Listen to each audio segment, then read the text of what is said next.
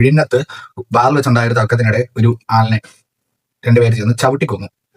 നമ്മുടെ തിരുവനന്തപുരത്ത് ചവിട്ടിക്കൊന്നു. നമ്മുടെ നാട്ടില് 90% അടിയും ഇടിയും ബഹളങ്ങളും മദ്യലഹരിയിൽ അല്ലെങ്കിൽ മദ്യം എന്ന് പറഞ്ഞ സാധനം അല്ലെങ്കിൽ ലഹരി പദാർത്ഥങ്ങൾ ലഹരി ഉപയോഗിക്കുന്നത് മൂലം ഉണ്ടാകുന്ന പ്രശ്നങ്ങളാണ്. ഈ സാധനം നമ്മുടെ ഗവൺമെന്റ് നിർത്തലാക്കിയ ഒരു 90% കൊലപാതകവും അടിപിടി പ്രശ്നങ്ങളും എല്ലാം നമ്മുടെ നാട്ടിൽ നിന്ന് ഒഴിവാക്കാൻ പറ്റും. പക്ഷെ നമ്മുടെ ഗവൺമെന്റ് അത് ചെയ്യത്തില്ല. കാര്യം എന്താണ്? ഈ സാധനത്തിൽ നിന്നൊക്കെ വരുന്ന ടാക്സ് പിടുങ്ങുന്നത് ചില്ലറ പൈസയില്ല. അത് അടയ്ക്കുന്നവരാണ്, ഇത് ഉപയോഗിക്കുന്ന ആൾക്കാരാണ്, ഇത് ഉണ്ടാക്കുന്ന കമ്പനിയോ ആരുമല്ല, ഇത് വാങ്ങിച്ച് അണ്ണാക്കിലോട്ട് ഒഴിക്കുന്നവരാണ്. ടാക്സ് ഒരുപാടുള്ളതുകൊണ്ട് എന്തായാലും മദ്യം എന്ന് പറയുന്ന സാധനം നമ്മുടെ നാട്ടിൽ നിരോധിക്കില്ല.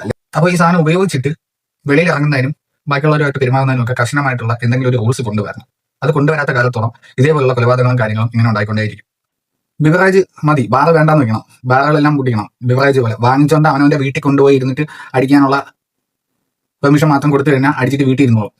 അല്ലെങ്കിൽ വീട്ടിൽ കിടന്ന് നിലമ്പ് കാണിച്ചോളും. റോഡിൽ ഇറങ്ങി നാട്ടുകാരെ കൊണ്ടേലും ബാക്കിയുള്ള ആൾക്കാരെ തലയിലും കയറാനായിട്ട് പോകത്തില്ല. അങ്ങനത്തെ ഒരു പ്രശ്നം ഉള്ളതുകൊണ്ടാണ് ഇതേപോലുള്ള കൊലപാതകങ്ങളും കാര്യങ്ങളും ഒക്കെ ഇങ്ങനെ കൂടി വരുന്നത്. അപ്പോൾ എന്തായാലും നിരോധിക്കാൻ പോകുന്നില്ല.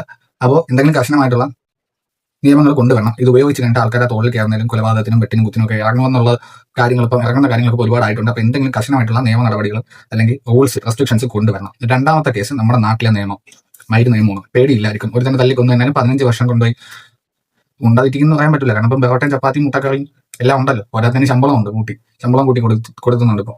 അപ്പം പേടിയില്ല. പോയി 15 വർഷം സുഖമായിട്ട് അവിടെ ജോലി ചെയ്ത് ശമ്പളത്തോടെ 15 വർഷം കഴിഞ്ഞ് ഇറങ്ങി പോവാം.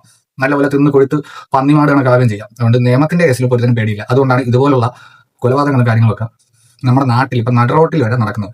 നിങ്ങളുടെ തിരുവനന്തപുരത്ത് മാത്രം നടക്കുമ്പോൾ നമ്മുടെ മലബാറിലായിരുന്നെങ്കിൽ അവനും അവന്റെ അച്ഛനും കൂടെ എന്തെങ്കിലും മൂന്ന് ചെയ്യുന്നത്. അതായത് എന്തെങ്കിലും ഒരു പ്രശ്നം ഏതെങ്കിലും ഒരു ജില്ലയിൽ നടക്കുന്ന സമയത്ത് ആ ജില്ലയെ പറഞ്ഞ് ഉണ്ടാക്കല്, അല്ലെങ്കിൽ ആ ജില്ലയിലുള്ളവന്മാർ മൊത്തം അങ്ങനെയാണ്, മൊത്തം ഇങ്ങനെയാണ്, നമ്മുടെ കാലിനിടയിലാണെങ്കിൽ ഇങ്ങനെ നടക്കൂല, അങ്ങനത്തെ സംസാരം ആദ്യം നീക്കി നിർത്തണം. കൊല്ലത്ത് കുറേ എണ്ണം ഉണ്ട്.